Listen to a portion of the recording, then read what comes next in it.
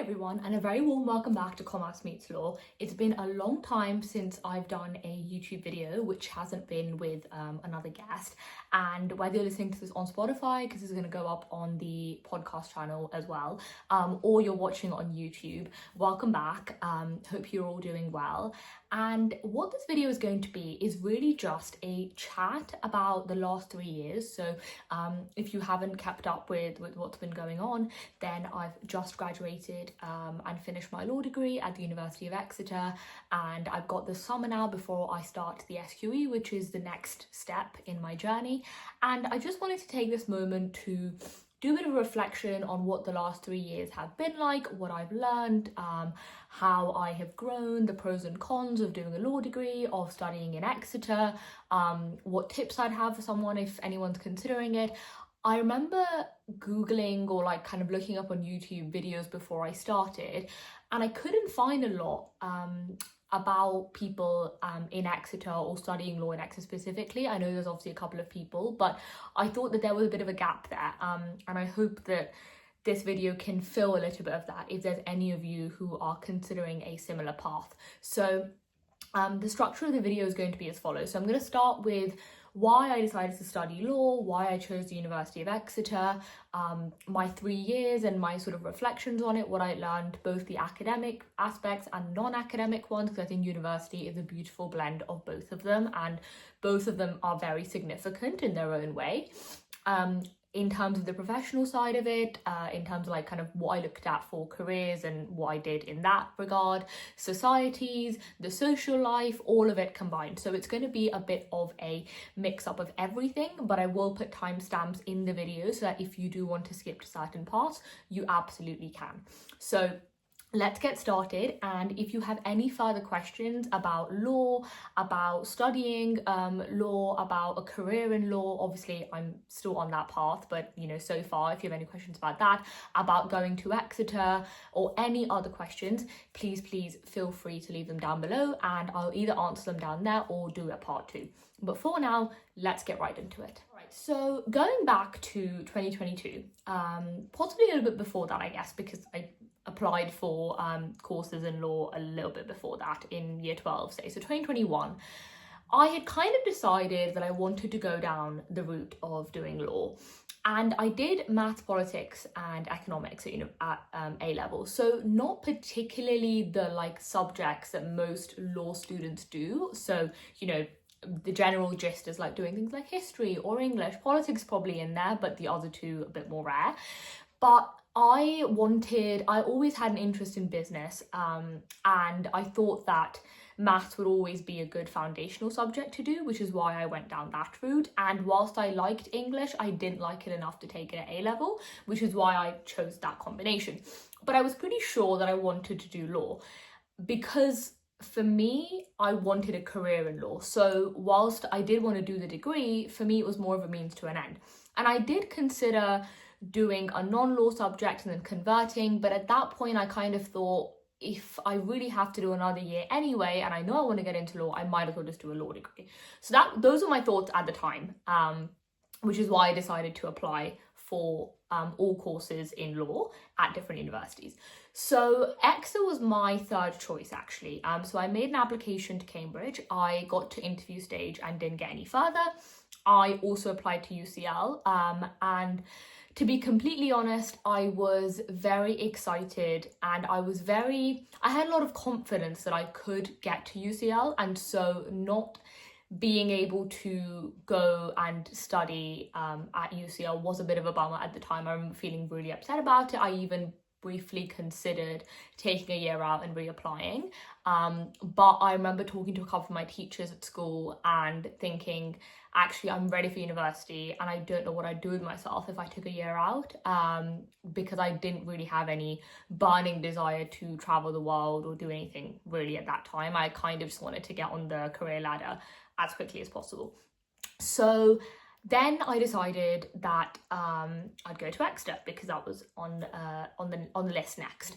And I'd applied to Exeter, not actually having been to the university, because of COVID. The year before, a lot of it was sort of virtual open days and stuff like that. So I'd obviously seen the university, but My main reason for choosing Exeter was, one, it was a non-LNAT university. So for any of you who don't know, if you want to study in the UK and you want to do a law degree, some universities require you to do an LNAT. So that's like the law national aptitude test, but some don't. So it's like in medicine in some ways, but most universities require you to do a test for medicine. Whereas for law, some require it and some don't. And so they recommend that you do a mixture of both when you're applying, LNAT universities and non-LNAT universities. And since Exeter was a non-LNAT university, I wanted to apply there because it was hedging my bets in terms of whatever score I came out with in the LNAT shouldn't, affect how many offers I ended up getting. So because of that, I'd applied to Exeter, and I also knew that they had a great law faculty. I liked the fact that it was a campus university. I liked the fact that it was in a beautiful part of the UK. It was a good distance away, and those are all factors that I liked about it. But I hadn't actually seen the place until I had my offer, and until results day was all done and dusted, and I'd decided that I was kind of going there regardless. So my dad and I did actually end up going to the university just to look around before I started, even though the decision had kind of been made. But I did really like it.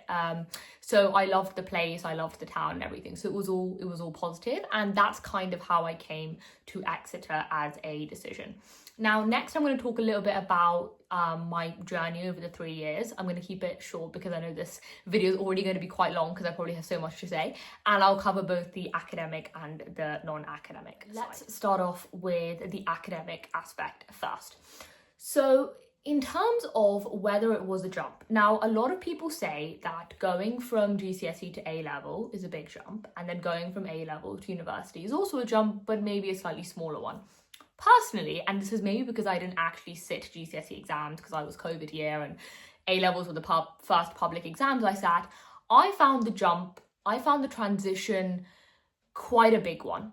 So I think for me, the first aspect was that everything was now online.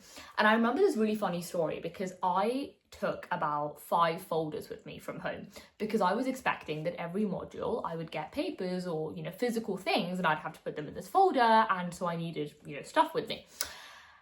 And I got to university and realised that absolutely everything was being done on my laptop because all of my exams were going to be online. There was not a single exam in the 3 years that I sat in person. None at all. I never saw the exam hall because I never did an exam in person whatsoever. So when that realization hit me, I remember the first time I went back home in first year, I took all the folders back because I was like, well, I'm not using any of this. I didn't buy any physical textbooks, everything was online. That was a big transition for me because I was very used to, at A-level, having done written exams, to write everything down, to do those flashcards. It was all about memorization. So the biggest challenge was going from thinking that the way you're assessed is not how much you can fit into your brain and then put in, it is actually how you can learn the knowledge, make your notes in a concise way, and then apply it during the exam with your notes in hand. So it was that was a big transition for me. And that was something that I kind of struggled with at the start and had to kind of master over those 3 years. The other thing that I found was a big transition is obviously the contact hours. So I was that nerdy kid that loved being at school, that liked being in classes, that liked talking to teachers, that liked group work. So going from that to about 8 to 10 hours of contact time per week, which then kind of grew less as well by the time you got to 3rd year, and really understanding that I could be the master of my own time was a big one. And not to say that I kind of wasn't independent before that, but that really taught me that if I didn't turn up to a lecture at university, no one was coming after me. No one was coming to tell me, oh, why weren't you there? And of course, your pastor tutor and stuff, they would reach out and would ask about how you're doing and stuff. But really, it was on you to make sure that you turned up and you were there and you were listening. And there were some people that never came to lectures and listened to everything when it was recorded and the recorded versions of it. Some people went to everything. Some people never went to seminars. Some people went to every single seminar. So it was very, very individual. And so what you had to do in order to master that was figure out what worked best for you. And for me, that was a game of trial and error. So it was, did I need to attend? Because at the start, I remember thinking, oh my God, I need to attend absolutely everything. I need to do every single task they've set me. I need to, kind of have the perfect notes. I need to prepare the seminars endlessly. But it was actually understanding how to work smart, not work hard. That was a big transition for me, and that I think was something that university really taught me, which is important in the world of work as well, right? Because it's like, yes, you may have a boss and you may have deadlines, but how you get to that, how long you take, the approach you take to that is definitely on you. And I think university really teaches you that. So that was a big learning curve for me. And I think the final one that I would say would be the way you're assessed then with the coursework and exams. So I think what I realized over the 3 years was that I worked much better under pressure. When we had these 24-hour exams for some modules, and then we had coursework for others, and some modules were a mixture of both of them. So I worked much better when I was under a 24-hour exam period, and I knew whatever I wrote had to be done in that time, whether it was a problem question or an essay question, rather than when I had loads and loads of time. And again, this is very individual. Some of my friends in third year chose all modules that were coursework because that's what worked best for them. But for me, I had to choose modules that had exams, or at least had a combination of both of them, because I knew that unless there was like a clock running down and telling me you have got 8 hours to sort this out, I was going to be procrastinating. And that wasn't because I didn't enjoy the subject or that I didn't want to write the essay. It was just the way I worked best. And so I think that was also, so much of it at university was self-introspection, was understanding, okay, what are my strengths? What are my weaknesses? What am I good at? What do I enjoy doing? How do I work best? When do I work best? What methods can I use to work best? I think all of that required trial and error. It required time, which is why I think first year not being like part of your degree, or the marks not counting towards your final degree, was so important, because it was like that gave you the chance to have that moment of trial and error and to really use that time to figure out how you worked best and how you can choose modules that aligned to the way you learned and the way that you were best at when being assessed. So I think those were all really, really important points for me. And those are some of the reflections that I had over the time. If you've got any more to add or anything, if you're a fellow university student watching or you've just graduated, please share them down below, because I think it would be great for us to share all our tips and to share all our reflections as well. Now coming to the non-academic aspects and what I learned from that. So at university, I think that different people go for different reasons. There's a lot of people that go to university, arguably so, possibly makes the most sense, to get a degree and to do well in that.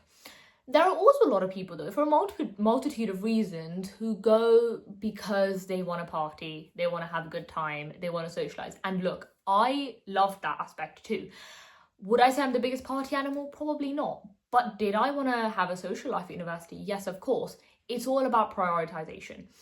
For some people, that is a bigger priority than their degree is. For others, their degree will always come first, and so their social life will be very, very minimized. So it is all about percentages. It is, are you doing it 50-50? Are you on a 70-30? Are you on a 60-40? No one is going to come and hold your hand and take you to a lecture, or instead take you to the club, right? More so probably maybe take you to the club if you have your flatmates. But I think it's very important for you to understand where your boundaries are and what you're willing to prioritize and what you wish to prioritize. So I don't drink alcohol, and that was something that I was very clear with from very much the beginning. I remember a couple of times when I tried a couple of drinks at the start and I was very sure that this wasn't for me. And so I did go out because I, liked a good boogie and a dance every so often, but I knew that drinking wasn't in it for me. And that, I know, for a lot of people can cause issues. A lot of people can feel like they need to be going out every night, so they need to be drinking every night in order to have friends at university. And I'm here to tell you that that is not true. Are there people that will slightly hold back because they know that that's not the way that you like having fun, and maybe they do like going out every day? Yes, perhaps. But does that mean that you have absolutely no friends at university and no one else is going to be thinking the same? Absolutely not. There are definitely going to be people like that. But what you need to do in order to continue... Now, before I say that, if you're someone who likes to go out and have a good time, please do that. University is the time that you're going to have the most freedom to do that. So please take that opportunity. This is not me telling you that you shouldn't be going out and having a good time. But if you're in the camp where you still want to have a social life, you still want to have friends, you still want to have a good time, but drinking and or maybe clubbing or going out to bars is not the way you want to do it, there are other options and you can still make friends. So that is all that I'm saying. Nothing is right or wrong. It's just about what your priorities are, what your interests are, what you want to be doing. That is all. So if you're in that camp where you're thinking, okay, I'm not massive into drinking or I'm not massive into clubbing, there's a lot of options for you. First up, if you are going to your seminars or your lectures, talking to people who are sitting next to you. In the first couple of weeks, trust me, everyone is in the same boat. All of us are telling each other, all of us are thinking, oh my God, everyone else knows people and I don't. That is not true. Most people don't come with a ready-made friendship group when they're entering university. That's just simply not the reality. But a lot of people are shy. And so it may look like they're very closed off, but they may just be waiting for someone else to, just get up and say something. So be that person. If you see someone next to you and you think, oh, they seem nice, they seem cool, maybe I would, want to go and hang out with them for a little bit, just ask them, hey, what are you doing after lecture today? Do you want to go grab a quick coffee? Or, do you just want to sit outside for a little bit if the weather is quite nice at the start of year? In September, normally it's not too cold yet, you can sit outside for a little bit. It doesn't have to be long. It can be 15 minutes, it can be half an hour, it can be, it doesn't have to be a long time. And what's the worst they can say, right? They can be like, no, thank you. Okay, fine, move on. There's loads of other people in your course. So I think that is a really, really big one. I remember in first year, and this is how I made one of my closest friends, was we were sitting in a seminar together and I literally went up to her and I went, hey, you seem really cool. Do you want to go for a coffee? And then we sat there for about 5 hours just talking. And last year we went on holiday together. So, and it's one of the friendships that I hold most dear from university. So I think that's, and all it took was a bit of courage on my part. She could have turned around and said no, and I could have been like, okay, all right, that's fine, and move on to the next. But you're going to find more often than not that people won't say no because they would want to be like, sure thing, because they don't know you either, right? So you could just go and have a great time. So I think it is really having that courage. And I know it's difficult. I know that all of us have different levels of how anxious we get in social circles, how much exposure we've had to making those new friends. And for a lot of people, having been at school, maybe you've been at one school your whole life, you've 18 years, you've had one set of friends, and suddenly you're like, whoa, I have to make new friends, what is this? But a lot of people are in your boat. So please understand that, whether you are local, whether you're a student from the UK, whether you're an international student, wherever you're going, just remember that a lot of people are in the same boat as you. So that's one tip. The other one that I'm going to talk about, which is going to transition me on to the next thing, is societies. So let me get on to that in just a second. But before I say that, I just want to say that making friends at uni is hard. Anyone who tells you that, oh, uni is going to be the best time of your life because you're going to make the best of your friends. Yes, you may. And I certainly have made some incredible friends at university.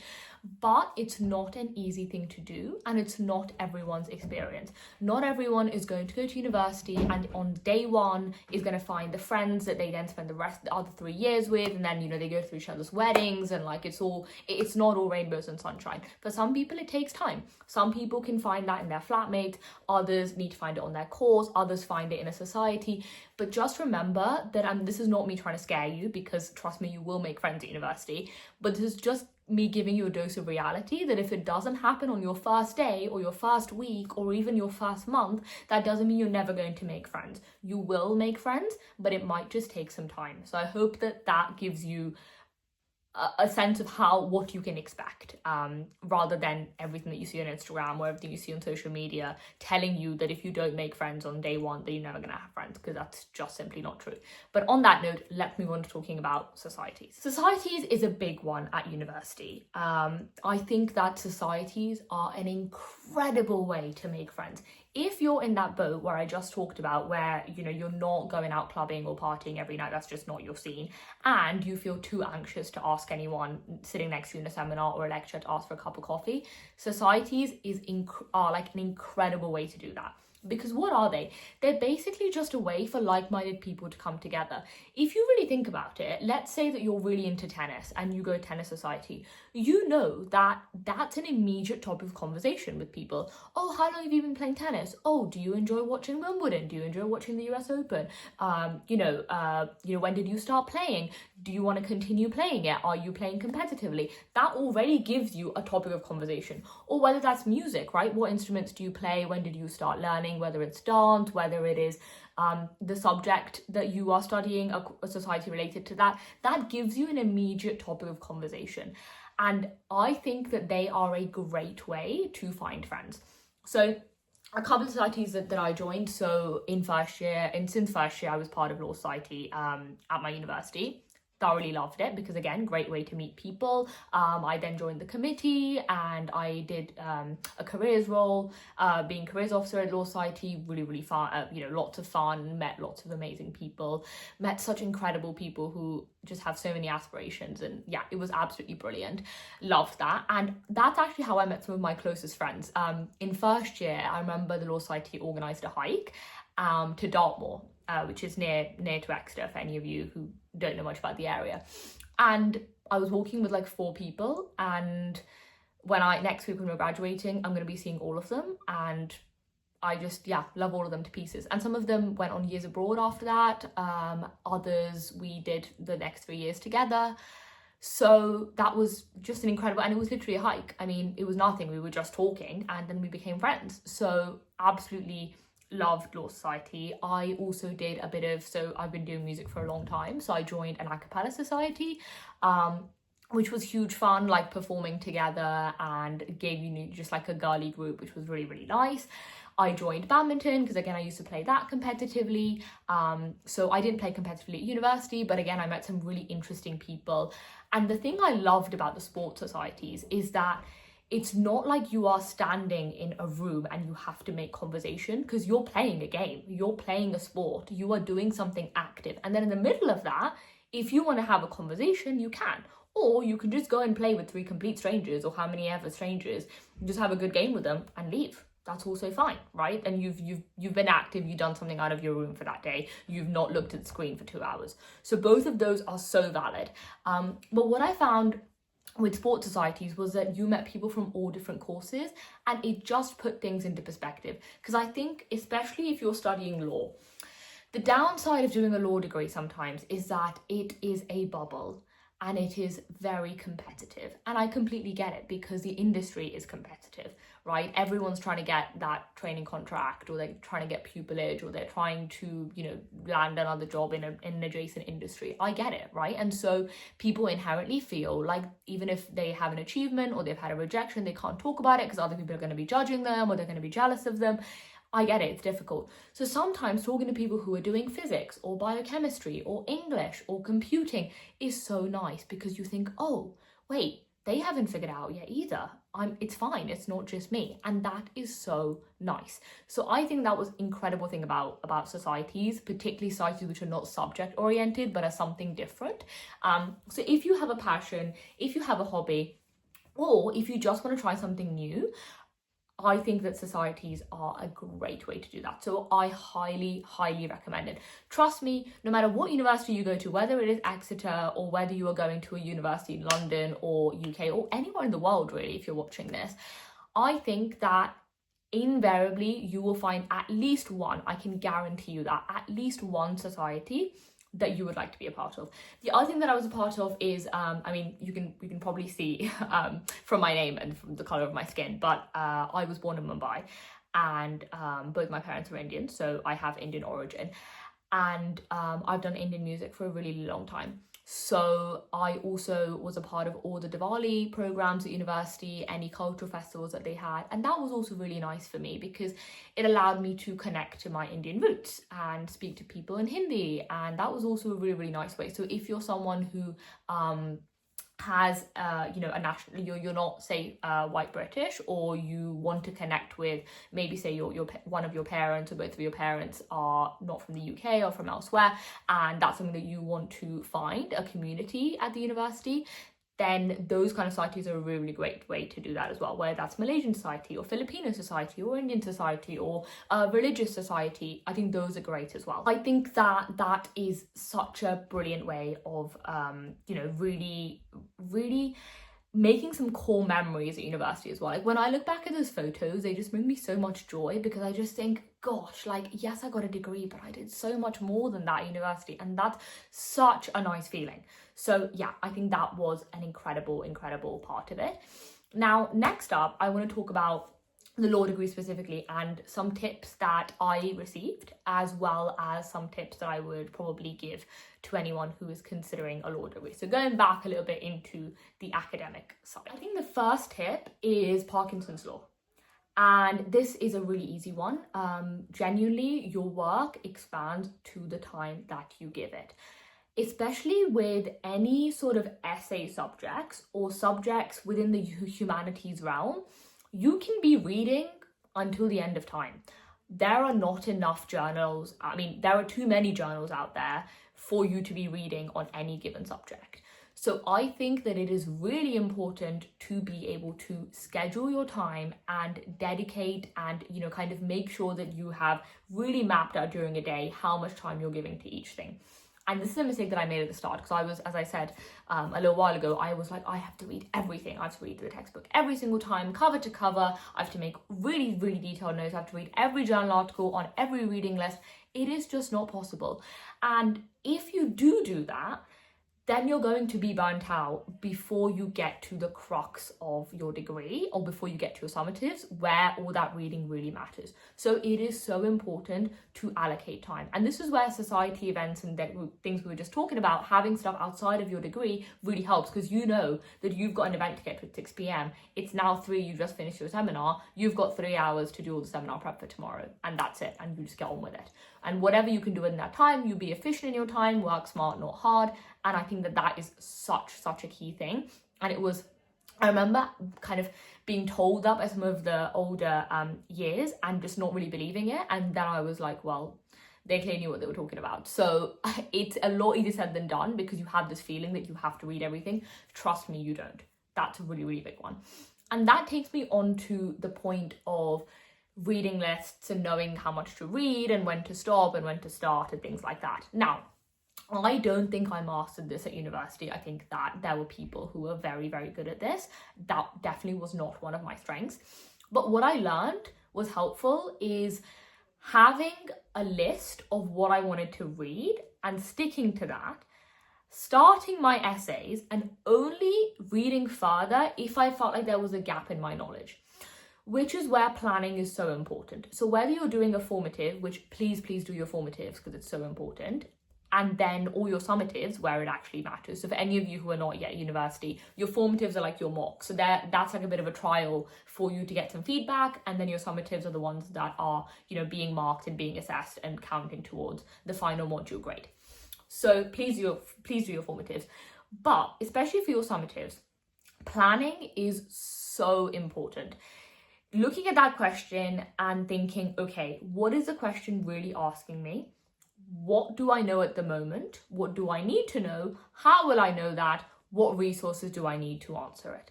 That is the first thing that you need to be doing before you start writing, before you start reading, because the issue is if you just start reading based on the question, you're going to go down such a rabbit hole and you're going to end up not answering the question. So a plan is super key.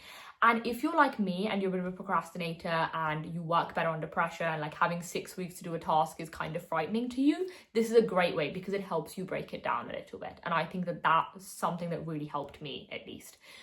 So that's a really key one. And I think that with that, then that gives you a bit of a structure. So when you plan, you're firstly planning, as I said, the question, how you're going to answer it. But also I gave myself mini deadlines. Okay, by the end of this week, I need to have the first, in the main body, I need to have the first 500 words done. Then the week after that, the next 500 words. It doesn't matter how bad they are because I'll go back and edit them, but I just need to have them written. And that is a really great way, because trust me, the hardest part is just to get started. Once you've got started, there's something on that paper, you can then go back and edit it. But if there's nothing on that paper, it is terrifying. A blank page is terrifying, right? Because that's what's giving you the writer's block. Just start writing, and you can always go back and edit and re-edit and draft and redraft and all that kind of stuff. And then once you've submitted, this is particularly for your formatives, but also for your summatives, unless you're, in final year and you kind of can't change anything about it, is to go to your tutors for extra feedback. Please, please, please do this, especially if you're reading the feedback and thinking, I don't really understand if this was a 2-1 or a 2-2 or a first or whatever. I don't know why I've got this mark. I don't understand what I can do to improve. Please go to your tutors. Remember, this is not like school where teachers are going to come up to you. You're going to have to use their time, their office hours. Remember that they are researching alongside working, so they've got a lot to be doing. So if you want their time, you're going to have to ask for it. So email them or contact them when you go onto campus. However you do that, please, please, please reach out to them. Reach out to your subject tutors or your module conveners or your seminar tutors and ask them for feedback. That is super key. And then implement it. Use the feedback in your next essay or in the next thing that you do for that module or other modules. A lot of the feedback can be transferable as well, so make sure that you implement that feedback as well. But please don't shy away from going to your tutors for extra feedback. That is part of their job and they are there to help you, but because of time constraints, they don't obviously openly advertise that to every student, and not every student would want to take that up. But please do, and they'll be more than happy to help you. It may take a couple of weeks because they've got a lot of people that are teaching and they've got a lot to be doing, but they will get back to you. Just give them that time, but make sure that you ask. Please, please, please. Every opportunity you get to ask questions, ask questions. And that also comes with seminars. Seminars, especially for law, are the best way for you to understand how to answer exam questions, because most seminars are that. They are mini exam questions. So if you are not using your seminars as like mini mocks for you before the summative, you're doing it wrong. So does that mean you just, spend 5 hours preparing for a seminar? No, you don't. As I said, it's all about working smart. But when you're in the seminar, make sure that you have done enough preparation to understand what's going on. And then if you still have any questions, ask them, right? No one is judging you in that seminar. Most times, most people are like half awake in that, right? So they're either hungover or they haven't had their first coffee of the day. So just ask the question. Chances are 5 other people in the seminar have the same question. The amount of times where I've asked a question, 3 other people have been like, oh, I was thinking the same thing. And you just think, why didn't you ask it before that, right? So don't be that person, be the person who asks. Again, what's the worst seminar tutor can say to you? Oh, I don't know, or no, that's not the answer. Fine, you learned something new that day. So please use your seminars and use them efficiently, use them smartly, right? Also remember, we're paying a lot for this degree. Whether you're a home student or an international student, we're going to be paying these debts for a long time. So if you're paying to be there, make sure you use it to the best of its ability.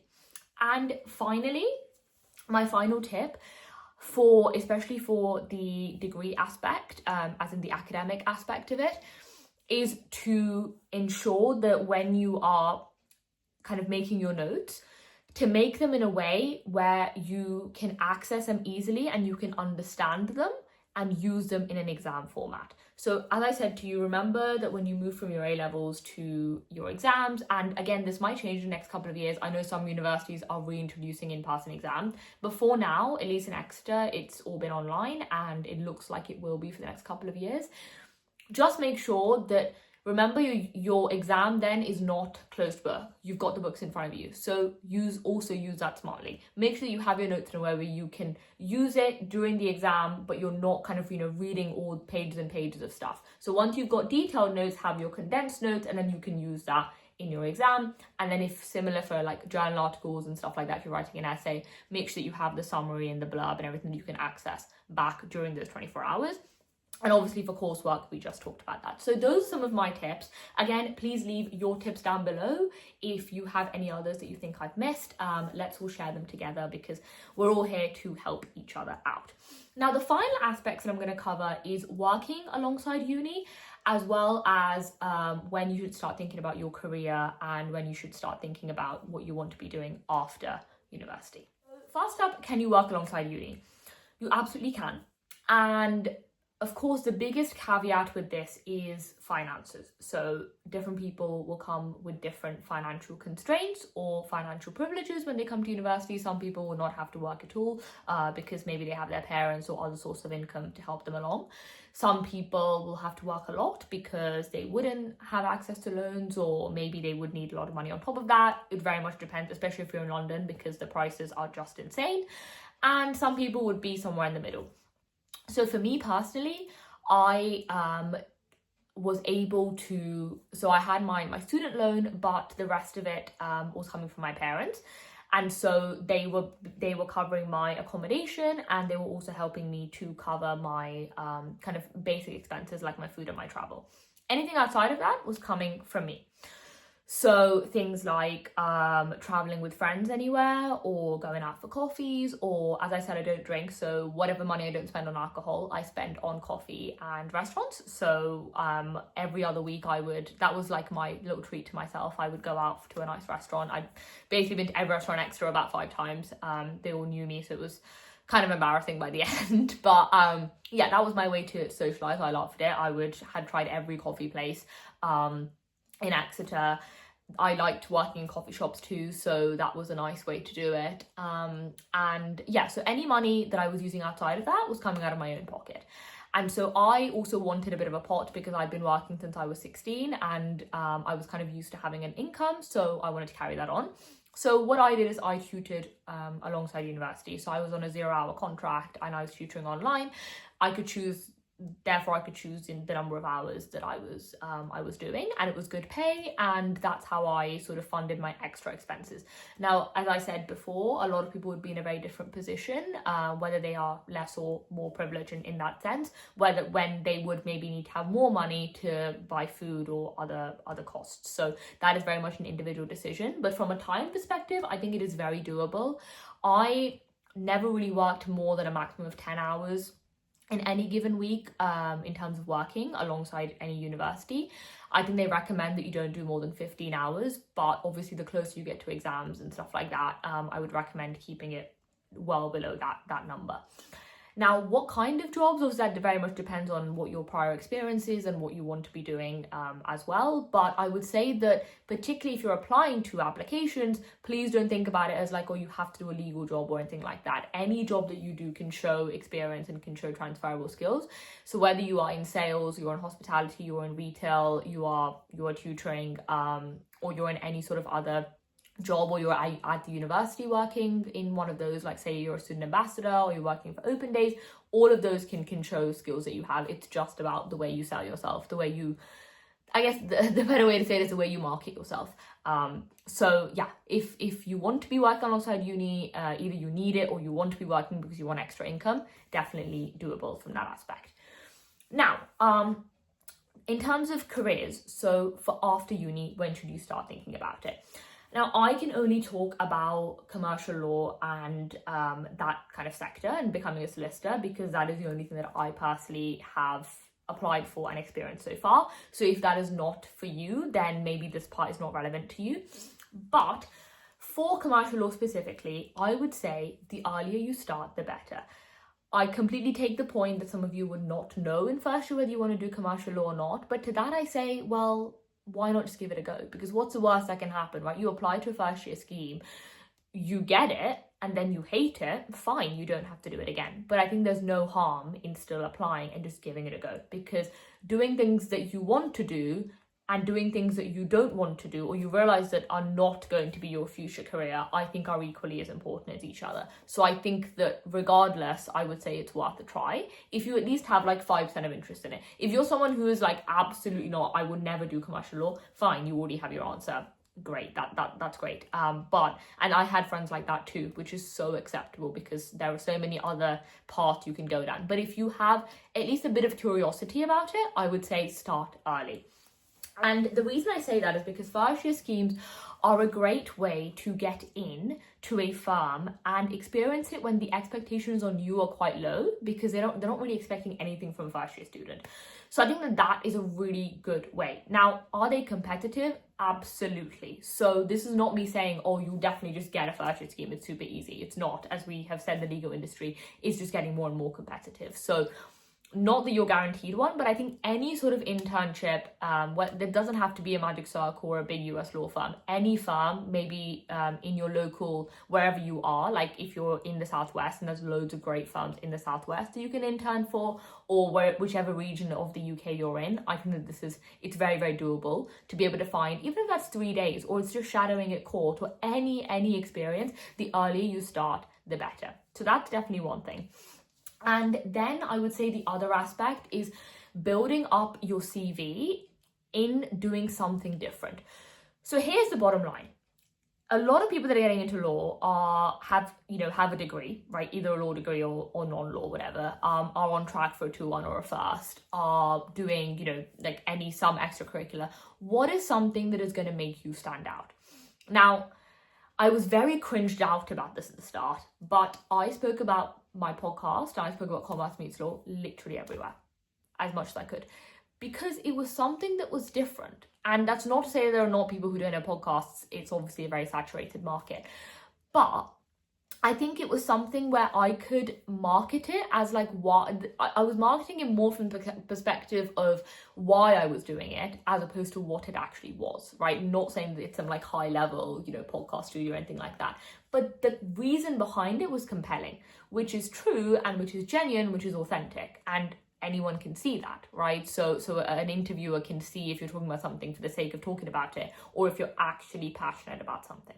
So I think that is something you want to bear in mind. What is something that you can do that is a little bit different that you can still bring to the table? And that doesn't have to be content of some sort. It can be lots of other things. Maybe you're someone who is coding, right? Like legal tech is absolutely popping off. So if you have skills in the tech world, phenomenal, right? Or whether it is something like knitting, or even stuff like that, or you've been on a year abroad and you've done some cool stuff whilst you've been out there. There can be so many different things, but just try and think, how can I make my CV a little bit different? How can I make it not look like I literally put into ChatGPT, give me an application and just put it in there? Because there are so many people doing that, and graduate recruitment can tell. So if there is a way that you can kind of find something that's a little bit different, that's not like your regular part-time job and your degree and all that, which is all fine, right? We all have to sometimes have jobs to get by, but something that's a little bit different, then you can talk about whether it's a hobby, a passion project, content creation, whatever it is that you want to do. So I think that's the key. And the other thing is networking. And I know all of you are screaming through the camera, being through whatever device you're watching this on, being oh my god, I hate it, this is so boring, I don't want to talk to people, so on and so forth. But if you want to get into the legal industry, it's very, very important. And it doesn't mean that you have to go to fancy dinners every single night. That is not what I'm talking about. You can attend webinars. You can go to drinks by your local society. You can, if there's anyone at your university who's a future trainee somewhere, you can ask to grab a coffee with them. You can talk to the careers team at university. You can talk to alumni from your university and talk about their experiences, right? You can start close to home. If there is anyone that you know in your extended family or your friends who is in the same industry, you can talk to them. And from there, you can get started. And then you can slowly build up your confidence to talking to just, trainees at a firm that you want to be joining and stuff like that. I think that is a nice way to get started. Or obviously you can reach out to people on LinkedIn, on social media. There's so many creators out there now, so you can talk to them about their experiences, all sorts of stuff like that. For me, the podcast was obviously a great way to network with people, and as some of you will know, I did the commercial awareness competition, which again, I used the alumni from there to be able to reach out to them, and I still have contacts with all of them now, and they're all incredible. So that gave me kind of a made network already that I could start from, but you don't have to do that in order to have a network, right? You can just start close or start small and then build up from there.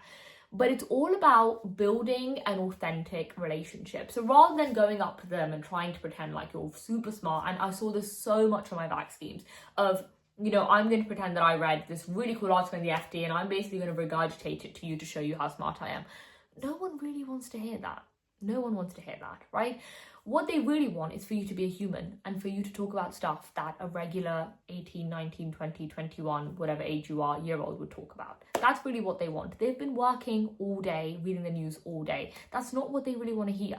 So just make sure that you are genuine and authentic in whatever it is you're talking about. If you're really passionate about what they're doing in the area, of course, ask about it. But if you really don't care, don't pretend like you do, because they're going to see through it. So I think that the 3 you want to remember are: start early in terms of gaining legal experience if you want to go into law, for commercial law at least, but this probably applies to other areas of law as well.